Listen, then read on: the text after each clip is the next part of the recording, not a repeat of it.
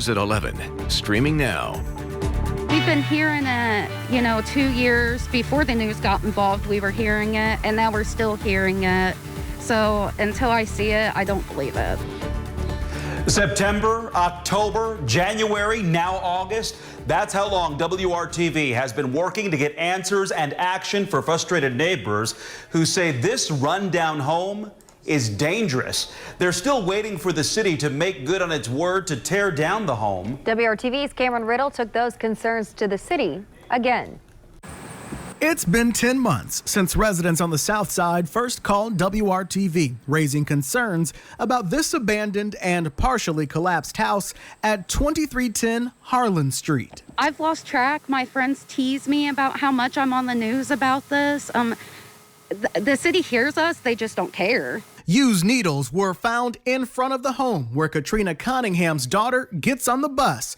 Now, 47 weeks later, unwelcome squatters are regularly in the house. It's me and my daughter in the morning, and there's usually about 3 to 4 strange males out here sleeping on the porch. When we first met Cunningham on September 30th, 2019, we took our concerns to the mayor's office, which informed us the house had been slated for demolition since 2018 and could actually be demolished by the end of 2019 or the early part of 2020. When that didn't happen, Cunningham and some of her neighbors continued calling for action after witnessing people inside the house that is half destroyed from a fire. The whole back half is caved in, so just going in there is a hazard. Obviously, you can see the structure's not sound. People sleep in there when it rains. You can see the boards in the window. They put those up there because I guess the living room area is not burned, they say. Earlier this year, city officials told WRTV the house was added to a bid list for demolition projects in the first quarter of 2020. But now, in late August, the house still stands. Today, the city tells WRTV notice was given to start demolition on the house on July 22nd. A contractor is in the process of disconnecting the utilities and will begin tearing it down in the next 2 to 3 weeks, pending any unexpected delays or restrictions. I'll believe it when I see it. The city doesn't have to live here. The mayor doesn't have to live here. So it doesn't matter to them. It's not their kid out here at the bus stop in the morning. It's my kid. In Indianapolis, Cameron Riddle, WRTV. And the city tells WRTV you can use the Citizens Access portal to research permits and demolition or repair cases in your neighborhood. They also tell us the best way to report similar issues is by calling the Mayor's Action Center or reporting issues on the Request Indy app or website. If you need help making rent, a major assistance program will stop accepting applications tomorrow. The deadline to apply for the statewide program that does not include Marion County is Wednesday at 11:59 p.m. State officials say the online portal will close then. The website is indianahousingnow.org. State Senate Democratic leader Tim Lannan says that today he sent a letter to Governor Holcomb asking him to extend the program. If you live in Marion County, there's a different program where you can find at indyrent.org. According to the website, as long as funds are available, groups of 1,000 applicants at a time will be invited to complete an application for assistance. People will be chosen in the order they appear on the waiting list. Many people are having trouble making rent because they're having trouble finding a job. And there's a new effort to help change that. Today, the city of Indianapolis announced the Rapid Reemployment Response Plan. Employ Indy and Ascend Indiana created the new online resource. It provides personalized support to help job seekers navigate the process of applying for a job. That could mean connecting you with job opportunities immediately or connecting you to training. Here's how it works. The process is simple. Visit the landing page and create a login. Answer a few short questions about yourself, and you'll be redirected to the most relevant resources. And there, you'll receive personalized support to help navigate the path to applying for a job. You can find a link to the site on our website at WRTV.com. You can also find other career education and training resources at hiringhoosiers.com. When a business closes suddenly, it can leave customers in the lurch, especially if they have gift cards to spend. Studio 2000 Salon and Day Spa closed August 7th, citing downtown violence and the impact of COVID-19. An email sent to customers didn't give any options for consumers who still had gift cards or credits at the spa. Lena Wesco has a $200 gift certificate still left to spend at Studio 2000. She reached out to WRTV Investigates for help. We contacted the company via email and Facebook, and we are still waiting to hear back. I feel like a gift certificate in the grand scheme of everything that's going on in the world is not a big deal, but I mean, it's personal to me. You know, I feel bad for them. They've been there forever. So, you know, I guess that's why I thought I had time. The Attorney General's office says it's a good idea, given the COVID-19 climate, to spend gift cards that you have as soon as possible. If a business closes suddenly, you can see if competitors will honor the gift card. If the company is filing for bankruptcy, file a claim with the bankruptcy court. You could get your money back that way. Keep your gift cards just in case the business reemerges after the pandemic, and avoid spending a lot on gift certificates at one business. If you like the street closures along Mass Ave and Broad Ripple, enjoy them while you still can. Today, the Department of Public Works announced the pedestrian corridors in those areas will reopen to traffic after Labor Day weekend. While drivers will be allowed back along the popular strips, DPW says businesses that have expanded seating into parking spaces may continue to operate in those locations, and they will still be protected by concrete barriers. The temporary pedestrian corridor along Georgia Street between Pennsylvania and Meridian will stay closed to traffic until further notice. Now to the latest on how COVID-19 is impacting Hoosier lives. 841 new positive cases were reported in Indiana between August 12th and yesterday. The 7-day positivity rate is at 6.8% under a new method of calculation from the health department. That percentage is based on a rolling 7-day average of people who test positive each day. Marion County health officials are taking steps to address barriers in the Latino community when it comes to the pandemic. According to the Marion County hotspot map, the highest amount of cases is in the 46204 zip code. That's downtown and on the west side of Indianapolis. The health department recently added a testing site near 38th and Lafayette. Marlene Dotson with the Indiana Latino Institute says financial and communication issues may be preventing some people from getting tested or treated for the virus. They can't afford to stay home in quarantine like others. No, they have to go to work. They have to support their families. So they have, and can they take pay off time from work to be tested? Do they have someone who can watch their kids while they're getting tested? Will there be someone at the side who can speak Spanish and be able to translate for them?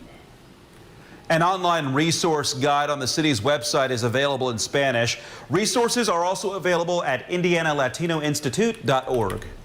Postal workers protest. USPS workers gathered in Carmel today to make their voices heard. They say cost-cutting measures like slashing overtime and getting rid of mail sorting machines are delaying your mail service. It's an issue we've been following for weeks. Doug Brown, Indiana State President of the American Postal Workers Union, also says many post offices are short-staffed. We've had delays of mail because of strict enforcement of cutoff times when that mail is to be processed. So what we're here today is to let people know that as postal workers, we care about getting medications mailed to our seniors. We care that veterans aren't getting their medications delivered timely.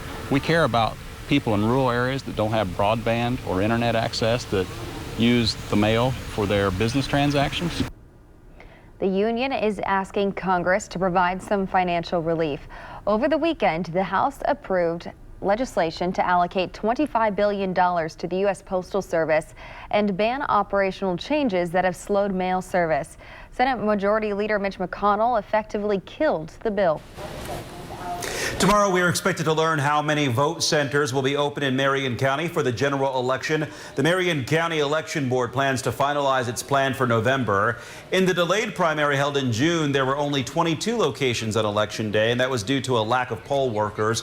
Tomorrow, the board will also decide the number and location of early voting sites. Early in-person voting begins on October 6th. You must register to vote by October 5th. First Lady Melania Trump headlined night 2 of the Republican National Convention, speaking from the historic and newly renovated White House Rose Garden. ABC's Andrew Dimbert has a recap. At the Republican National Convention, it was First Lady Melania Trump's turn to step into the political spotlight. Speaking from the White House Rose Garden she helped renovate. We have not forgotten the incredible people who were willing to take a chance on the businessmen who had never worked in politics. Her speech championing confidence in her husband and the American dream. He's not a traditional politician. He doesn't just speak words. He demands action and he gets results. Senator Rand Paul from Kentucky also headlining night 2 of the RNC. But in an unprecedented address, America's top diplomat, Secretary of State Mike Pompeo, speaking to the convention from Israel. I have a big job as Susan's husband and Nick's dad. Susan and Nick are more safe and their freedom's more secure because President Trump has put his America First vision into action. Pompeo is the first sitting Secretary of State in modern times to deliver a speech at a party's political convention. House Speaker Nancy Pelosi accusing Republicans of blurring the line between politics and public service. This is the wrong way to go. For Republicans, Day 2's theme may have been America, Land of Opportunity, but the convention's tone was set on Day 1, with GOP speakers echoing grievances against the Democratic Party and a potential Biden presidency. Don't let them destroy your families, your lives, and your future. Don't let them kill future generations because they told you and brainwashed you and fed you lies that you weren't good enough. Not all was an affront to the Democratic Party, though. 2 of the highest profile speakers on opening night were Republicans of color, former UN Ambassador Nikki Haley and South Carolina Senator Tim Scott, telling their personal stories. Our family went from cotton to Congress in one lifetime. And that's why I believe the next American century can be better than the last. Now, there was one speaker, Marianne Mendoza, who was dropped from the lineup after sharing anti-Semitic conspiracy theories on Twitter. Mendoza is a member of the Trump Campaign Advisory Board. Andrew Dimbert, ABC News, Washington. As we look ahead, we'll talk about our rising rain chance by the end of the week and why we'll see the rain. Just because families choose remote learning does not mean kids and parents are on their own. New and next, the tutoring, mentoring, and other resources that are available here in Central Indiana.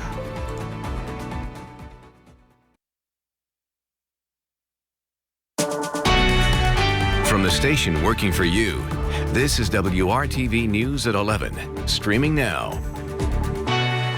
Thousands of Central Indiana students are now doing some form of virtual learning because of the pandemic. We've shared the struggles they're facing along with their families in adjusting to this new normal. New at 11, WRTV's Cornelius Hawker tells us about a mentoring and tutoring program started at IUPUI that aims to alleviate some of the pressure. We think that all students and all families should have access to educational support, emotional support, and so that's really why we do what we do. That's Kayla Nunnally. She and Nicole Oglesby run the IU Indiana Kids program, where students in 6th through 12th grade are partnered up with an IU college student. We provide tutoring, we provide mentoring, we provide college and career readiness workshops, but we really work with the families to find out what they want. Pre-COVID-19, a lot of their work was done in person, as you can see here in these pictures. But now everything is virtual, which was a bit of an adjustment. Upgrading technology is really what we had to do. And also, I think learning all of the different platforms that are available across the state for students who are doing e-learning too. 7 Indiana University campuses have the program to serve their communities, and students get to learn from a variety of people. Typically, you may think, oh, these are just education majors, but no, we have diverse majors, we have bilingual college students. So that's the beauty, is the individualized opportunity that the families get, the students get with an IU college student. Coronavirus has put a strain on so many families, with schools turning to e-learning to keep students safe. Kayla and Nicole tell me they hope to ease some of the burden it's causing. Please take advantage of this free resource that we have to offer through Indiana University. Working for you, Cornelius Hawker, WRTV. Information on how to enroll your student in the IU Indiana Kids program can be found in this story on our app or at our website, WRTV.com. In the coming weeks, they plan to expand the program to elementary age kids. Dozens of Hoosiers are headed to the Gulf Coast to help hurricane efforts. 25 members of Indiana Task Force 1 deployed this afternoon. The urban search and rescue team includes emergency responders from various backgrounds from across the state. The Gulf Coast is bracing for Hurricane Laura, which is getting stronger.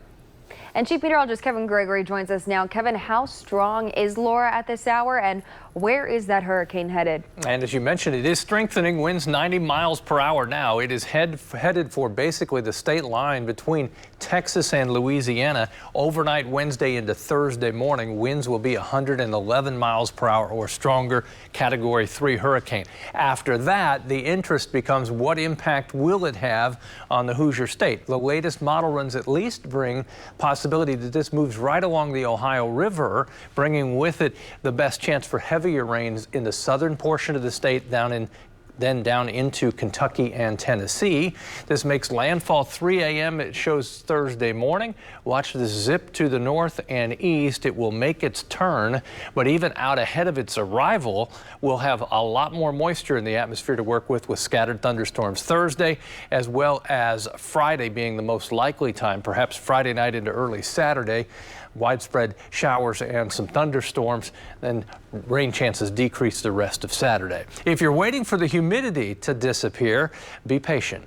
It will still be humid all week long, but by the time we get to later Saturday and then into Sunday, it will be a whole different feel for the second half of the weekend. If you had a downpour at your house today, you're more likely to have patchy fog tomorrow morning.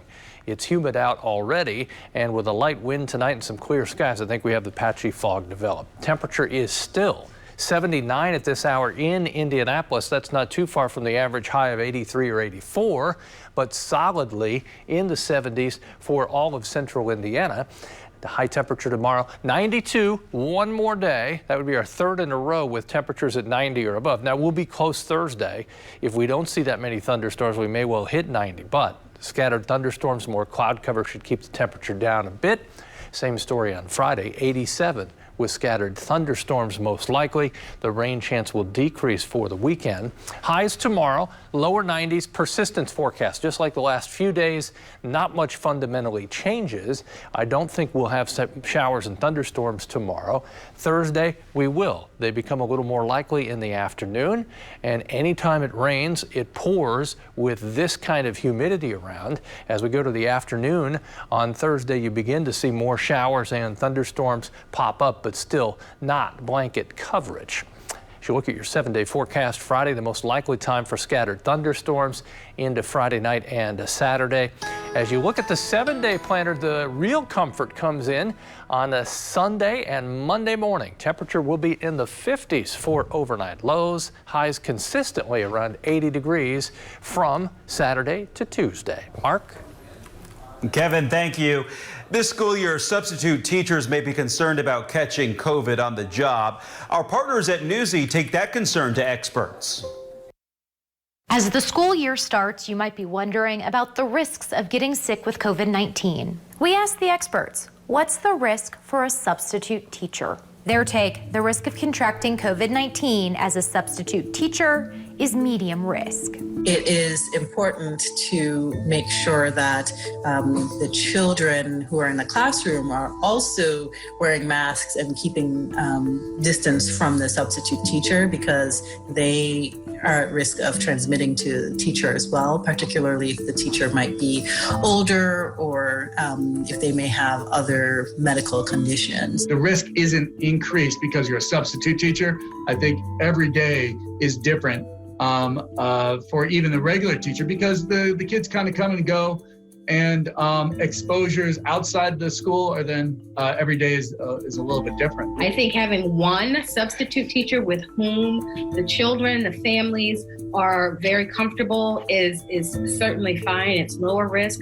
But if you're in a situation where you have many different substitutes coming into a classroom and you're not really sure about their affiliations and associations before they come into the school classroom, I think that could be a concern, and it's much more of a moderate risk for children. And so I think because we do have a national teacher shortage, and I think going back into the fall, there will be some concern about how many teachers show up. This is a real question in terms of having availability of subs and availability of consistent subs to be in the same classrooms over and over again. For more answers on what is low, medium, or high risk, visit newsy.com/what's the risk.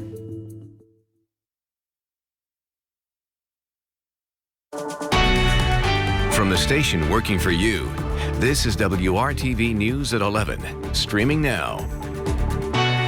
And a curfew is in effect at this hour in Kenosha, Wisconsin. This is a live look here from our Scripps station, WTMJ.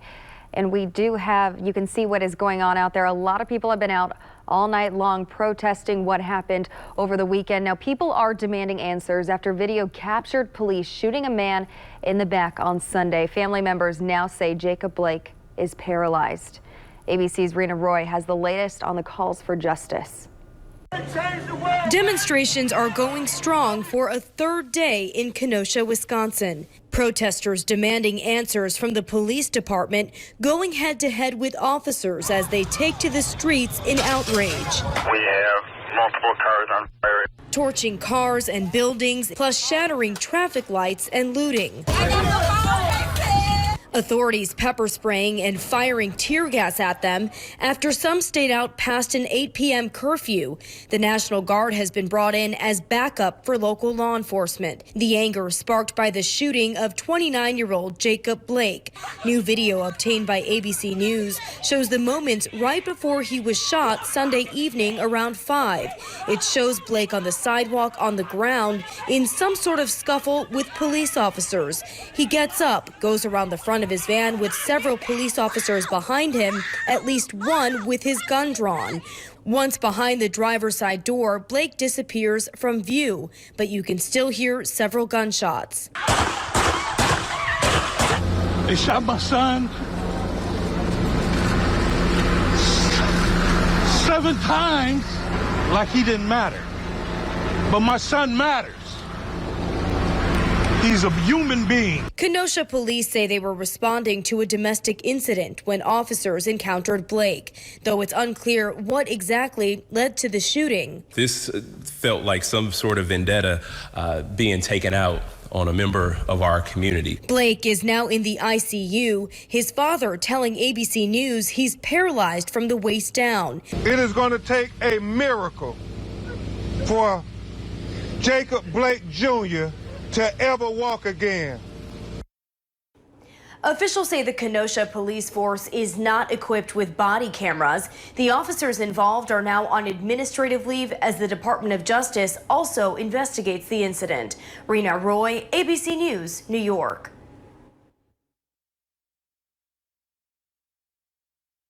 The temperature tomorrow morning will be a good indicator of the temperature tomorrow afternoon. It starts warm, it finishes hot. Temperature 73 with some patchy fog first thing in the morning.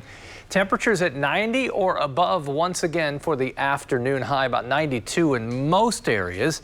Temperatures won't be that warm again within the 7-day forecast. Mark? All right, Kevin, thank you. And thank you for staying up late with us here on this Tuesday night. We're back with you for Good Morning Indiana, coming your way at 4:30 tomorrow morning. We hope you have a great night. We leave you now with this live picture.